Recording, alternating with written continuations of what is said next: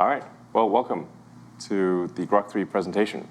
So the mission of xAI and Grok is to understand the universe. We want to understand the nature of the universe so we can figure out what's going on, where are the aliens, what's the meaning of life, how does the universe end, how did it start, all these fundamental questions.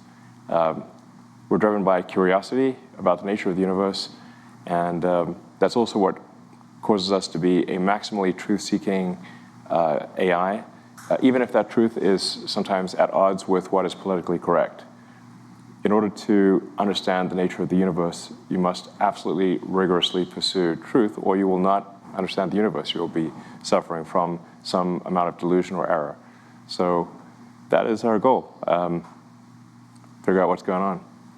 And we're very excited to present Grok3, which is, we think, an order of magnitude more capable than Grok2 in a very short period of time. And that's thanks to the hard work of an incredible team. And I'm honored to work with such a great team. And of course, we'd love to have some of the smartest humans out there join our team. So with that, let's go. Hi everyone, my name is Igor, lead engineering at xAI. I'm JB Ba, leading research. I'm Tony, working on the reasoning team. All right, I'm Elon. I don't do anything. I just show up occasionally. Yeah, so like Elon mentioned, Grok is the tool that we're working on. Grok is our AI that we're building here at xAI, and we've been working extremely hard over the last few months to improve Grok as much as we can, so we can give it to all of you, so we can give all of you access to it. We think it's going to be extremely useful. We think it's going to be interesting to talk to funny, really funny, and we're going to explain to you how we've improved Grok over the last few months. We've made quite a jump in capabilities. Yeah, actually, we should explain maybe also why do we call it Grok? So Grok is a word from a Heinlein novel, Stranger in a Strange Land, and it's used by a guy who was raised on Mars. And the word Grok is to sort of fully and profoundly understand something. That's what the word Grok means. Fully and profoundly understand something. And empathy is important. True. Yeah. So if we charted xAI's progress in the last few months, it's only been 17 months since we started kicking off our very first model. Grok1 was almost like a toy by this point, only 314 billion parameters. And now if we plot the progress, the time on the x-axis, the performance of favorite benchmark numbers, MMLU, on the y-axis, we're literally progressing at unprecedented speed across the whole field. And then we kick off Grok 1.5 right after Grok 1, released after November 2023, and then Grok 2. So if we look at where all the performance is coming from, when you have a very correct engineering team and all the best AI talent, there's only one thing we need, is a big intelligence comes from big cluster. So we can reconvert the entire progress of xAI, now replacing the benchmark on the y-axis, to the total amount of training flops. That is, how many GPUs we can run at any given time to train our large language models, to compress the entire internet. So after Grok 2... all human knowledge, really. That's right. Yeah, internet being part of it, but it's really all human knowledge, everything. Yeah, the whole internet fits into a USB stick at this point. It's like all the human tokens, yeah. That's right. Yeah. Very soon into the real world. Yeah. So we had so much trouble, actually, training Grok 2 back in the days. We kicked off the model around February, and we thought we had a large amount of chips, but it turned out we can barely get 8K training chips running coherently at any given time. And we had so many cooling and power issues. I think you were there in the data center. Yeah, it was like really sort of more like 8K chips on average at 80% efficiency, more like 6,500 effective H100s training for several months. But now we're at 100K. So yeah, that's right. More than 100K. That's right. So what's the next step, right? So after Grok 2, so if we want to continue to accelerate, we have to take the matter into our own hands. We have to solve all the coolings, all the power issues, and everything. Yeah. So in April of last year, Elon decided that really the only way for xAI to succeed, for xAI to build the best AI out there, is to build our own data center. So we didn't have a lot of time to it because we wanted to give you Grok3 as quickly as possible. So really, we realized we have to build the data center in about 4 months. It turned out it took us 122 days to get the first 100K GPUs up and running, and that was a monumental effort to be able to do that. We believe it's the biggest fully connected H100 cluster of its kind. We didn't just stop there. We actually decided that we need to double the size of the cluster pretty much immediately if we want to build the kind of AI that we want to build. So we then had another phase, which we haven't talked about publicly yet. So this is the first time that we're talking about this, where we doubled the capacity of the data center yet again. And that one only took us 92 days. So we've been able to use all of these GPUs, use all of this compute to improve Grok in the meantime. And basically today we're going to present you the results of that, the fruits that came from that. That's right. So let's so all the paths, all the roads leads to Grok3. 10x more compute. More than 10x, really. Yeah, really. Like maybe 15x-ish. Yep, compared to our previous generation model. And Grok3 finished the pre-training early January. Then we start, the model is still currently training, actually. So this is a little preview of our benchmark numbers. So we evaluated Grok3 on 3 different categories: on general mathematical reasonings, on general knowledge about STEM and science, and then also on computer science, coding. So AIME, American Invitational Math Examination, hosted once a year. And if we evaluate the model performance, we can see that the Grok3 across the board is in a league of its own. Even its little brother, Grok3 Mini, is reaching the frontier across all the other competitors. So you would say, well, at this point, all these benchmarks, you're just evaluating the memorization of the textbooks, memorization of the GitHub repos. How about the real-time usefulness? How about we actually use those models in our product? So what we did instead is we actually kicked off a blind test of our Grok3 model, codenamed Chocolate. It's pretty hot. Yeah, hot chocolate. Been running on this platform called Chatbot Arena for 2 weeks. I think the entire X platform at some point speculated this might be the next generation of AI coming our way. So how this Chatbot Arena works is that it strips away the entire product surface, right? It's just raw comparison of the engine of those AGIs, the language models themselves, and place an interface where the user will submit one single query, and you get to show 2 responses. You don't know which model they come from, and in the end, you make the vote. So in this blind test, Grok3, an early version of Grok3, already reached like 1,400. No other models has reached an ELO score, head-to-head comparison to all the other models at this score. And it's not just one single category. It's 1,400 aggregated across all the categories in chatbot capabilities, instruction following, coding. So it's #1 across the board in this blind test. And it's still climbing. So we actually have to keep updating it. So it's 1,400, above 1,400 and climbing. Yeah, and in fact, we have a version of the model that we think is already much better than the one that we tested here. Yeah. We'll see, how far it gets, but that's the one that we're, working on, or talking about today. Yeah. So actually, one thing, if you're using Grok3, I think you may notice improvements almost every day, because we're continuously improving the model. So literally, even within 24 hours, you'll see improvements. Yep. So, but we believe here at xAI, getting the best pre-training model is not enough. That's not enough to build the best AI. And the best AI need to think like a human. You need to contemplate about all the possible solutions, self-critique, verify all the solutions, backtrack, and also think from the first principle. That's a very important capability. So we believe that as we take the best pre-trained model and continue training it with reinforcement learning, it will elicit the additional reasoning capabilities that allows the model to become so much better and scale not just in the training time, but actually in the test time as well. So we already found the model is extremely useful internally for our own engineering, saving hours of time, hundreds of hours of coding time.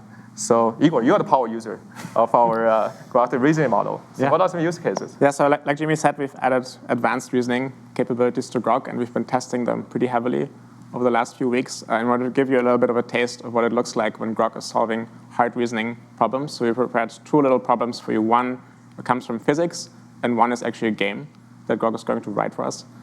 So when it comes to the physics problem, what we want Grok to do is to plot a viable trajectory to do a transfer from Earth to Mars, and then at a later point in time, a transfer back from Mars to Earth. And that requires some physics that Grok will have to understand. So we're going to challenge Grok, come up with a viable trajectory, calculate it, and then plot it for us so we can see it. And this is totally unscripted, by the way. That's the entirety of the prompt, which should be clarified, is that there's nothing more than that. Yeah, exactly. This is the Grok interface, and we've typed in this text that you can see here, generate code for an animated 3D plot of a launch from Earth, landing on Mars, and then back to Earth at the next launch window. And we've now kicked off the query, and you can see Grok is thinking. So part of Grok's advanced reasoning capabilities are these thinking traces that you can see here. You can even go inside and actually read what Grok is thinking as it's going through the problem, as it's trying to solve it. We should we are doing some obscuration of the thinking so that our model doesn't get totally copied instantly. So there's more to the thinking than is displayed. Yeah, and because this is totally unscripted, there's actually a chance that Grok might make a little coding mistake, and it might not actually work. So just in case, we're going to launch 2 more instances of this. So if something goes wrong, we'll be able to switch to those and show you something that's presentable. Right, so we're kicking off the other 2 as well. And like I said, we have a second problem as well. Actually, one of our favorite activities here at xAI is having Grok write games for us. Not just any old game, any game that you might already be familiar with, but actually creating new games on the spot and being creative about it. So one example that we found was really, really fun is create a game that's a mixture of the 2 games, Tetris and Bejeweled. So this is maybe an important thing. Obviously, if you ask an AI to create a game like Tetris, there are many examples of Tetris on the internet that or a game like Bejeweled, whatever. It can copy it. What's interesting here is it achieved a creative solution combining the 2 games that actually works and is a good game. Yeah, we're seeing the beginnings of creativity. Yeah. Fingers crossed that we can recreate that. But hopefully it works. Hopefully it works. Embarrassing if it doesn't. So actually, because this is a bit more challenging, we're going to use something special here, which we call Big Brain. That's our mode in which we use more computation, which use more reasoning for Grok, just to make sure that there's a good chance here that it might actually do it. So we're also going to fire off 3 attempts here at solving this game, at creating this game that's a mixture of Tetris and Bejeweled. Let's see what Grok comes up with. I've played the game. It's pretty good. You're like, wow, okay, this is something. Yeah. So while Grok is thinking, in the background, we can now actually talk about some concrete numbers. How well is Grok doing across tons of different tasks that we've tested it on. So we'll hand it over to Tony to talk about that. Yeah, OK, so let's see how Grok does on those interesting, challenging benchmarks.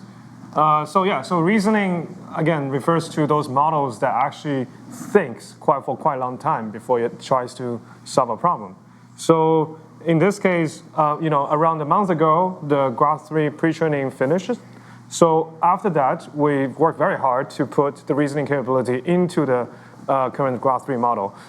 But again, this is very early days, so the model is still currently in training. So right now, what we're going to show to people is this beta version of the Grok3 reasoning model. Alongside, we also are training a mini version of the reasoning model.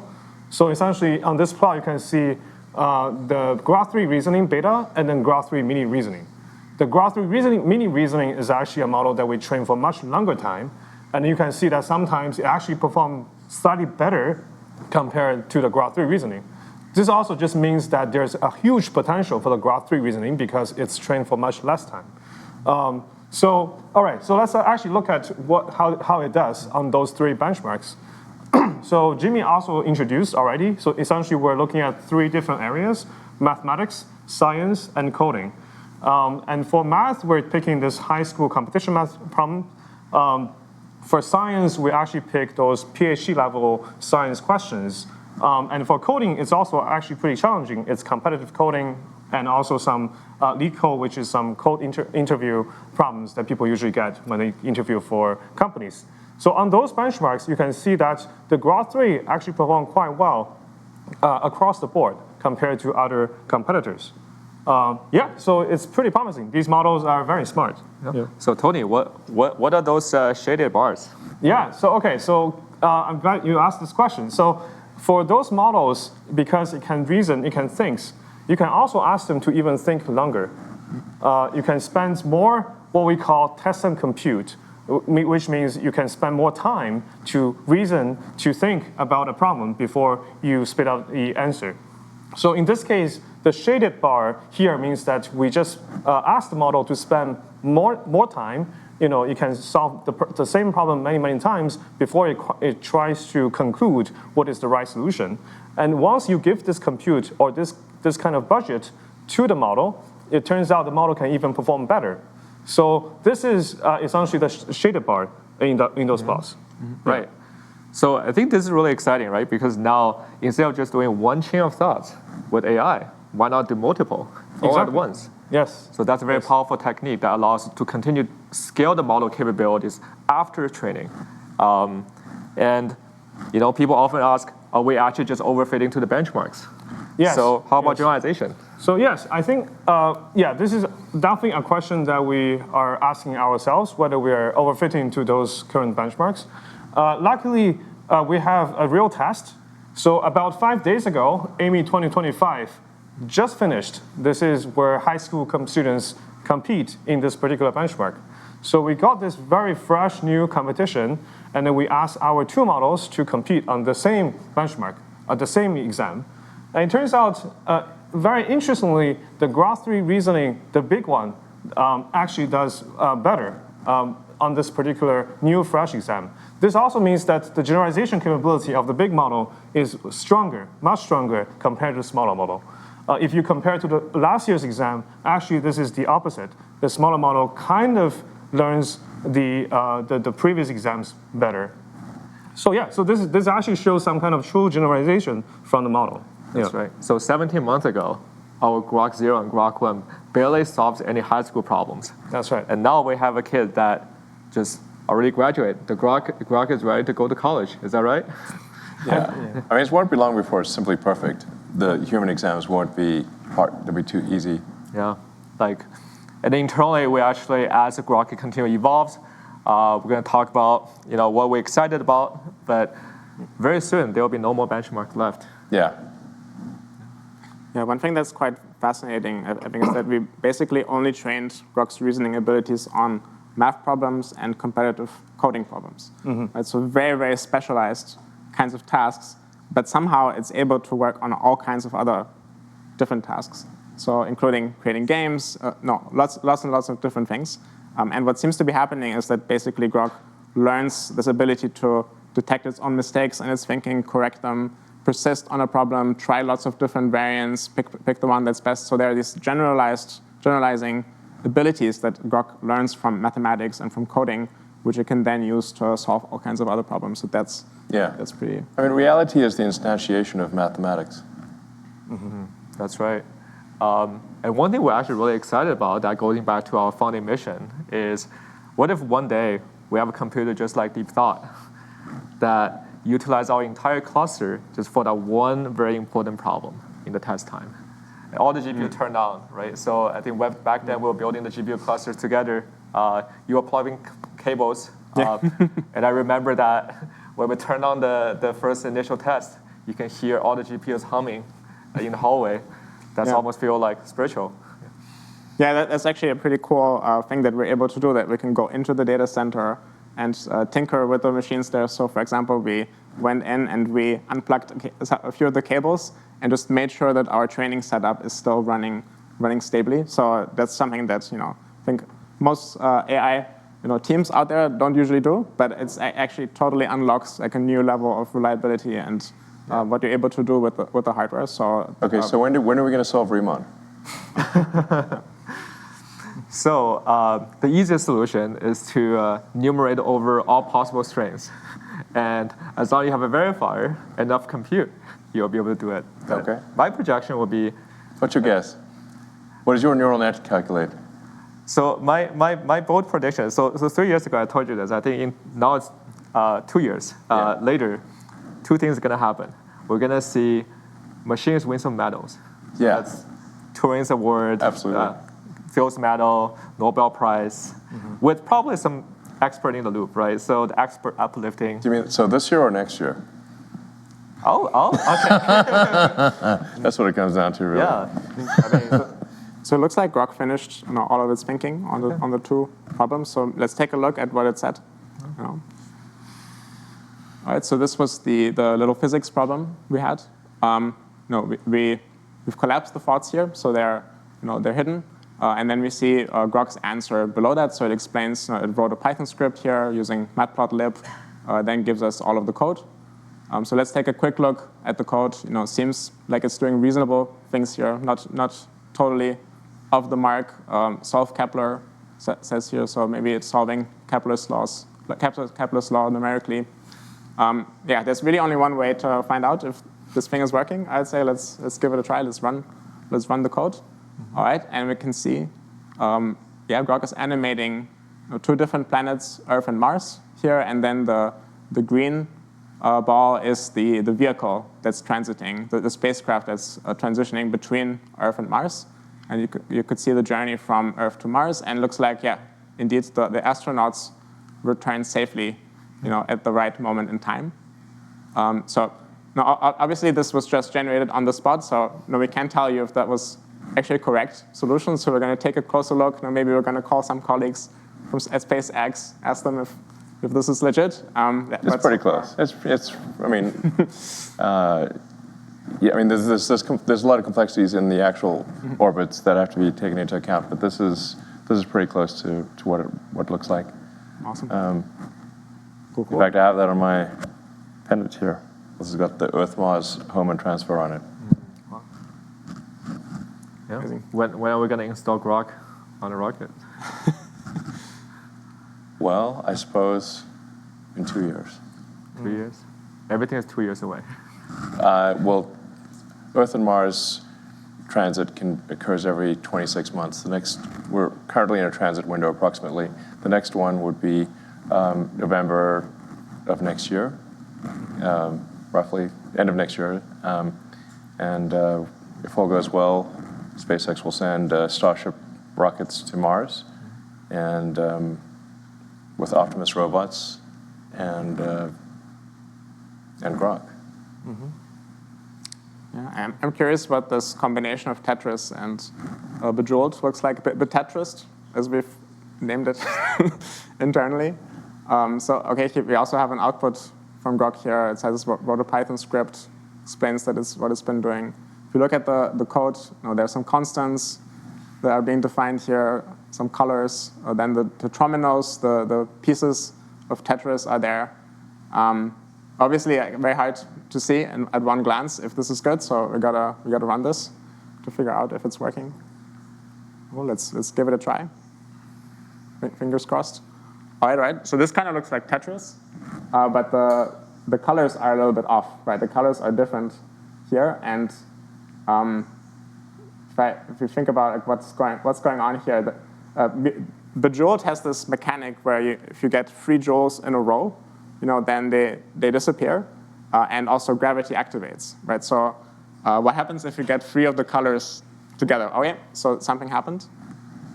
So I think what Grok did in this version is that once you connect at least 3 blocks of the same color in a row, then gravity activates and they disappear, and then gravity activates and all the other blocks fall down. I'm kind of curious if there's still a Tetris mechanic here where if the line is full, does it actually clear it, or what happens then? It's up to interpretation, so who knows? Yeah, it'll do different variants when you ask it. It doesn't do the same thing every time. Exactly. We've seen a few other Tetris that worked very differently, but this one seems cool, so yeah. Are we ready for Game Studio at X.AI? Yes. So we're launching an AI gaming studio at xAI. If you're interested in joining us in building AI games, please join xAI. We're launching an AI gaming studio. We're announcing it tonight.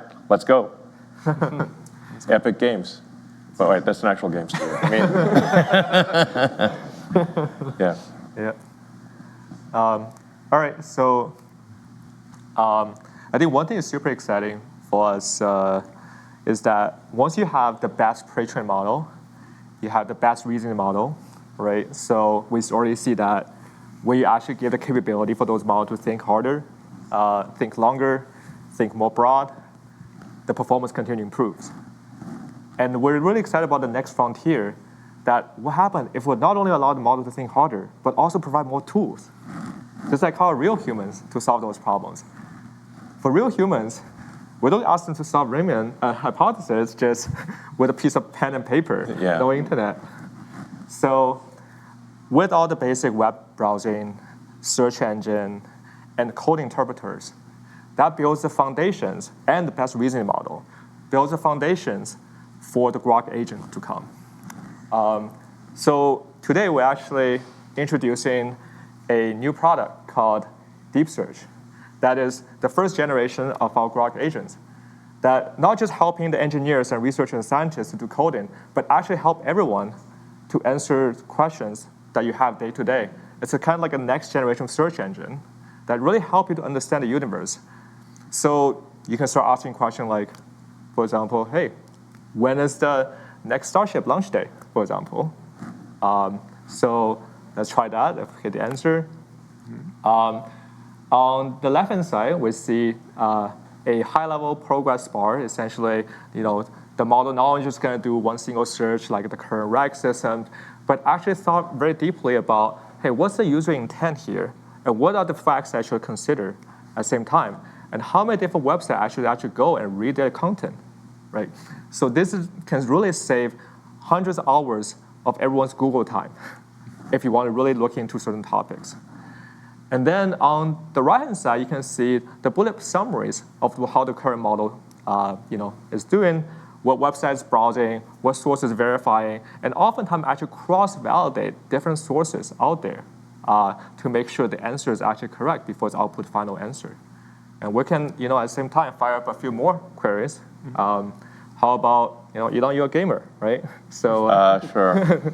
Yeah, so how about what are some of the best builds and most popular builds in Passive Excel? Hardcore, right? Hardcore league.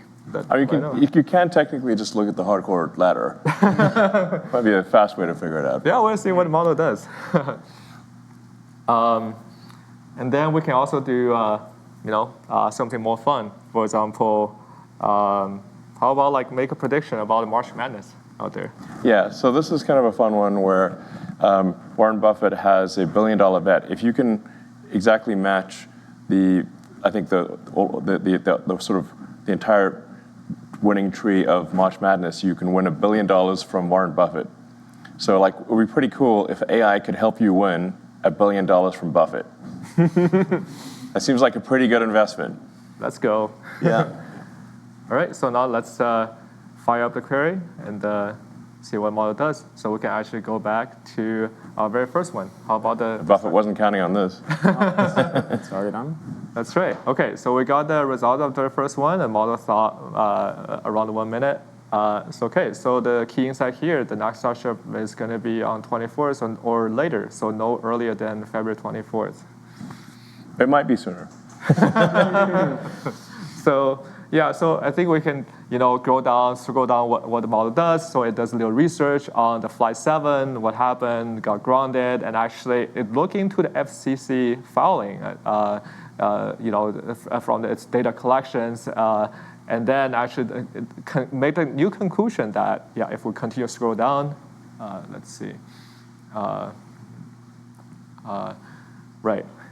Yeah, so it makes the little table, I think, inside xAI, we often joked about the time to the first table is the only latency that matters. Yeah, so that's how the model makes the inference and look up all the sources. And then we can look into the gaming one. So how about the, oh, sorry. Right. So for this particular one, we look at, hey, the build is like, it's kind of all the meta. Right? Yeah. So what the infernal is, but if we go down, so the surprising fact of all the other builds, so look into the 12 classes. Yeah, so we'll see that the minion build was pretty popular whenever the game first came out, and now the invokers of the world kind of took over. Monk Invoker for sure. Yeah, that's right. Yeah, followed by the Stone Weavers, and that's really good at mapping. So, yeah, and then we can see the March Madness. How about that? So, one interesting thing about the deep search is that if you actually go into the panel where it shows, what are the subtasks, you can actually click the bottom left of this, right? And then in this case, you can actually scroll through, actually reading to the mind of Grok. What informations does the model actually think about are trustworthy, what are not? How does it actually cross-validate different information sources? So that makes the entire search experience and information retrieval process a lot more transparent to our users. And this is much more powerful than any search engine out there. You can literally just tell it, only use sources from X, and it will try to respect that. Yeah. And so it's much more steerable, much more intelligent than. I mean, it really should save you a lot of time. So something that might take you half an hour or an hour of researching on the web or searching social media, you can just ask it to go do that and come back, and 10 minutes later, it's done an hour's worth of work for you. That's really what it comes down to. Exactly. And maybe better than you could have done it yourself. Yeah. Think about you have infinite amount of interns working for you. Now you can just fire up all the tasks and come back a minute later. So this is going to be an interesting one. So March Madness had not happened yet. So I guess we have to follow up with a next live stream. Yeah. And it seems like pretty good. Like $40 might get you $1 billion. $40 subscription. That's right. I mean, my word. So so when are the users going to have their hands on Grok 3? Yeah, so the good news is we've been working tirelessly to actually release all of these features that we've shown you. The Grok 3 base model with amazing chat capabilities that's really useful, that's really interesting to talk to. The deep search, the advanced reasoning mode, all of these things, we want to roll them out to you today, starting with the Premium Plus subscribers on X. So it's the first group that will initially get access. Make sure to update your X app if you want to see all of the advanced capabilities, because we just released the update now as we're talking here. If you're interested in getting early access to Grok, then sign up for Premium Plus.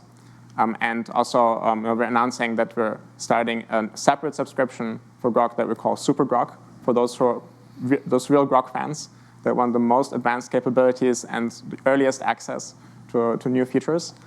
So feel free to check that out as well. This is for the dedicated Grok app and for the website. Exactly. Grok website. So our new website is called Grok.com. Yeah.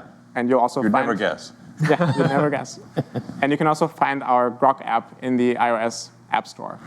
And that gives you a more even more polished experience that's totally Grok focused. If you want to have Grok easily available, one tap away.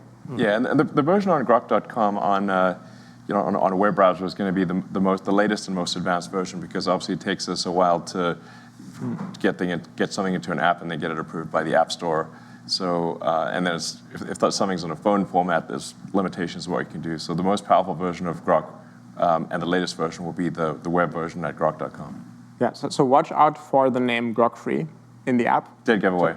Yeah, exactly. That's the giveaway, that you have Grok3, and if it says Grok2, then Grok3 hasn't quite arrived for yet, but we're working hard to roll this out today. and then to even more people over the coming days. Yeah, make sure you update your phone app too, where you're actually going to get all the tools we showcased today with the thinking mode, with the deep search. So yeah, really looking forward to all the feedbacks you have. Yeah, and I think we should emphasize that this is kind of a beta, like meaning that you should expect some imperfections at first, but we will improve it rapidly almost every day. In fact, every day I think it'll get better. So if you want a more polished version, I'd like maybe wait a week, but expect improvements literally every day. And then we're also going to be providing a voice interaction, so you can have conversational. In fact, I was trying it earlier today. It's working pretty well, but needs a bit more polish. The sort of way where you can just literally talk to it like you're talking to a person. That's awesome. It's actually, I think, one of the best experiences of Grok. But that's probably about a week away. Yeah. So with that said, Cool. I think we might have some audience questions. Sure. Yeah. Today. All right. So let's take a look. Yeah, let's take a look. The audience from the X platform. Yeah. Cool. So the first question here is, when Grok Voice Assistant? When is it coming out? Yeah, as soon as possible, just like Elon said, just a little bit of polishing away from being released to everybody. Obviously, it's going to be released in an early form, and we're going to rapidly iterate on that. Yep. And the next question is like, when will Grok3 be in the API? So this is coming in the Grok3 API with both the reasoning models and deep search is coming your way in the coming weeks. We're actually very excited about the enterprise use cases of all these additional tools that now Grok has access to, and how the test time compute and tool use can actually really accelerate all the business use cases. And another one is, will voice mode be native or text-to-speech? So I think that means, is it going to be one model that is understanding what you say and then talking back to you, or is it going to be some system that has text-to-speech inside of it? And the good news is it's going to be one model, like a variant of Grok3 that we're going to release, which basically understands what you're saying and then generates the audio directly from that. So very much like Grok3 generates text, that model generates audio. And that has a bunch of advantages. I was talking to it earlier today, and it said, "Hi, Igor," reading my name probably from some text that it had.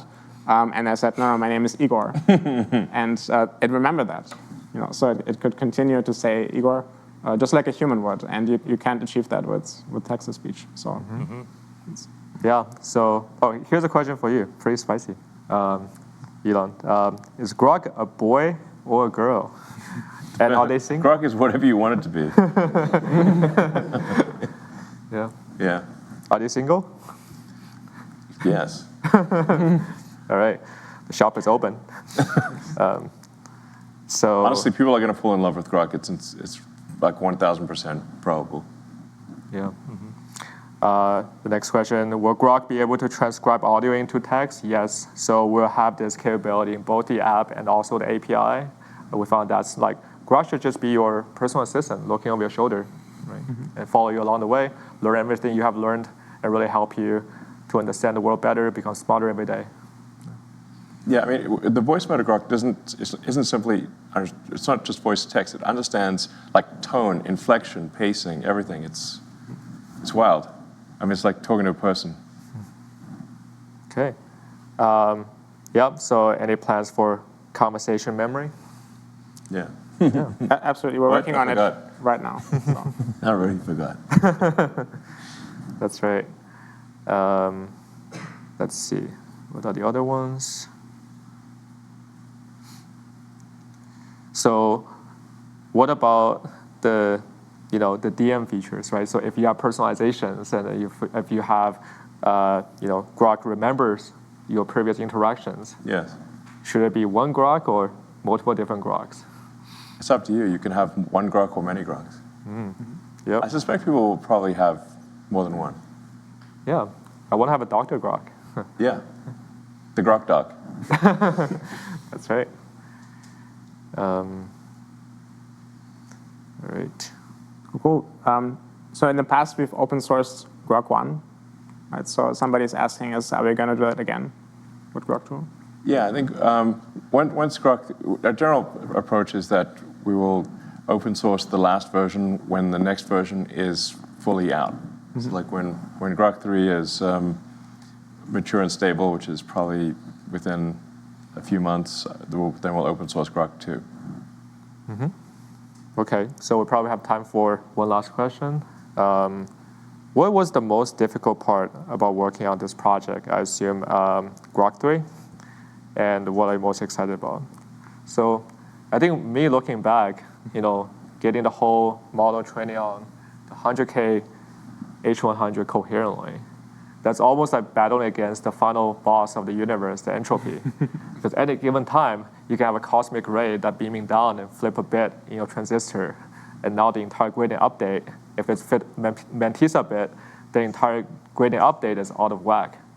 And now you have 100,000 of those, and you have to orchestrate them every time, at any given time, any of the GPUs can go down. Yeah. I mean, it's worth breaking down, like, how were we able to get the world's most powerful training cluster operational within 122 days? Because we started off,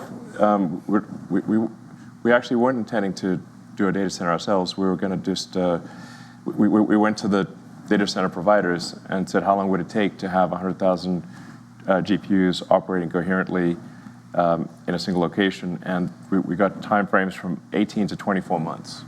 So we're like, well, 18 to 24 months, that means losing as a certainty. So the only option was to do it ourselves. So then if you break down the problem, I guess I'm doing like reasoning here, but like, makes you think. One single chain though. Yeah, exactly. So, well, we needed a building. We can't build a building, so we must use an existing building. So we looked for basically for factories that had been abandoned, but the factory was in good shape, like the company had gone bankrupt or something. So we found an Electrolux factory in Memphis. That's why it's in Memphis, home of Elvis, and also one of the oldest. I think it was the capital of ancient Egypt, and it was actually a very nice factory that I don't know, for whatever reason that Electrolux had left, and so that gave us shelter for the computers. Then we needed power. We needed at least 120 megawatts at first, but the building only had 15 megawatts, and ultimately for 200,000 GPUs, we needed a quarter gigawatt. So we initially leased a whole bunch of generators. So we have generators on one side of the building, just trailer after trailer of generators, until we can get the utility power to come in. But then we also need cooling. So on the other side of the building, it was just trailer after trailer of cooling. So we leased about a quarter of the mobile cooling capacity of the United States on the other side of the building. Then we needed to get the GPUs all installed, and they're all liquid cooled. So in order to achieve the density necessary, this is a liquid cooled system. So we had to get all the plumbing for the liquid cooling.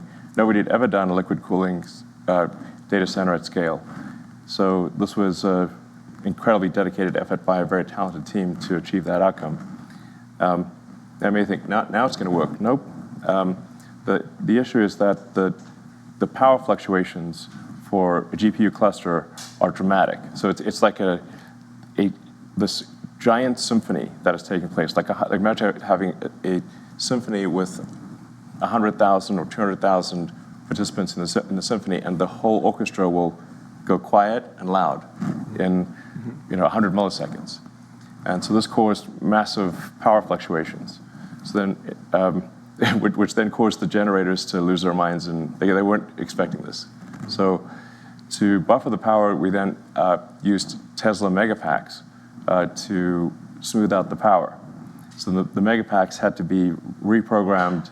So with xAI, working with Tesla, we reprogrammed the megapacks to be able to deal with these dramatic power fluctuations to smooth out the power so that the computers could actually run properly. And that worked. It was quite tricky. But even at that point, you still have to make the computers all communicate effectively. So all the networking had to be solved, and debugging a bazillion network cables, debugging nickel at 4 in the morning, I think we solved it like 4:20 roughly 4:20 a.m. Yes. Exactly. was when we figured out like there's some. Well, there were a whole bunch of issues. Well, like one there was like a BIOS mismatch. Exactly. The BIOS was not set up correctly. Yeah. We had to diff our LSPCI outputs between two different machines. One that was working, Yeah. one that was not working. Yeah. Many other things. I mean, yeah, exactly. This would go on for a long time if we actually listed all the things. But you know, it's like interesting. It's not like, oh, we just magically made it happen.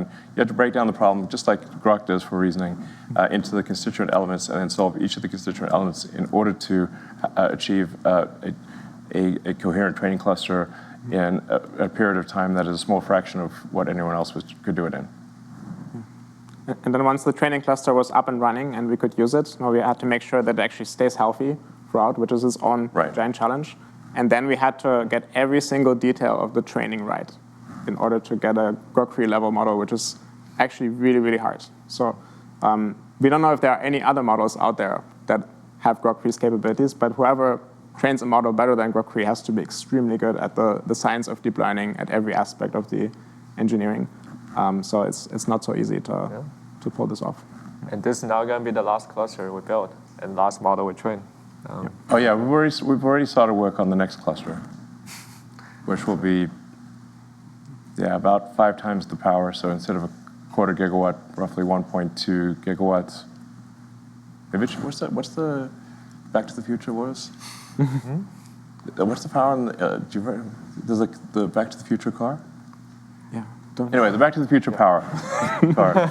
It's like roughly in that order, I think. And you know, these will be the sort of the GB200/300 cluster. Once again, it'll be the most powerful training cluster in the world. So we're not like stopping here. No. And our reasoning model is going to continue to improve by accessing more tools every day. So yeah, we're very excited to share any of the upcoming results with you all. Yeah, the thing that keeps us going is basically being able to give Grok3 to you, and then seeing the usage go up, seeing everybody enjoy. Grok, that's what really gets us up in the morning. So. Yeah. Right. Yeah, thanks for tuning in. Awesome. Everyone. Thanks, guys. Yeah.